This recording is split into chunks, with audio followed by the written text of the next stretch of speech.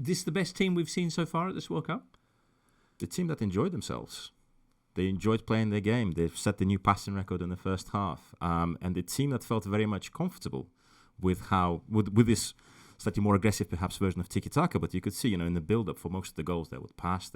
It's almost like, the opposition would fall into a coma and then they walk it in and suddenly turn it on, walk it in and score. But I thought a lot of those goals were just absolute quality execution. Of course, the standard goal is Gavi's. Everybody loves Gavi, but the way he took it was absolutely beautiful. How did he take it, Sash?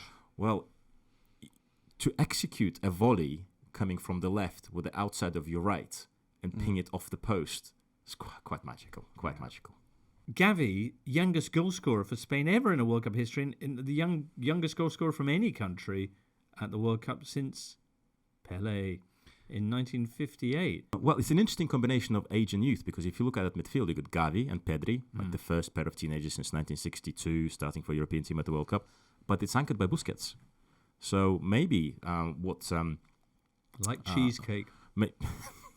Maybe what Luis Enrique has done is eaten the cheesecake. Not eaten the cheesecake, but he managed to execute this perhaps transfer of generations, which is so difficult to do. And maybe we're seeing it before our eyes. Because also this is the same team that has Azpilicueta at fullback. What? He wasn't trouble today, but he's not exactly a spring chicken. Mm-hmm.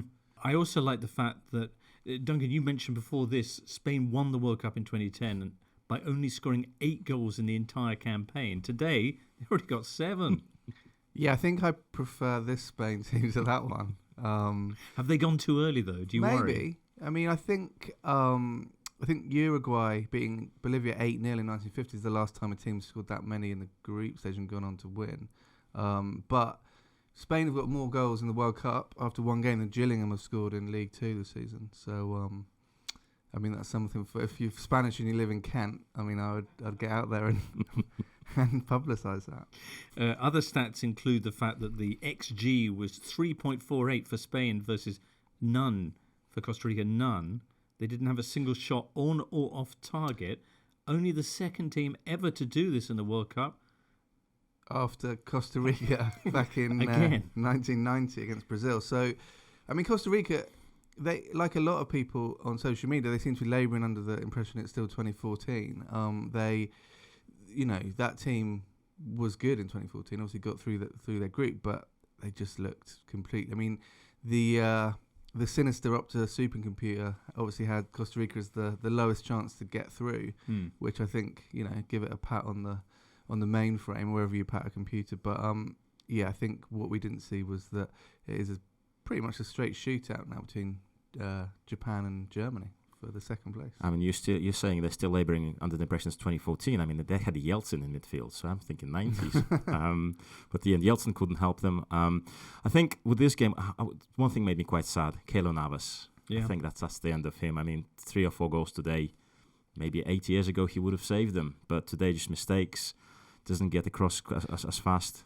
The weirdest thing I saw in that game was, and this feeds into Keylor Navas, is that Costa Rica took a goal kick like the old goal kick rule. He passed it to a defender who stood on the edge of the box, and he waited till it got to the edge of the box as if you couldn't go in the penalty area. And I was like, that kind of summed them up, really. They're kind of operating on a rule book that doesn't really exist anymore. Teams stuck in the past.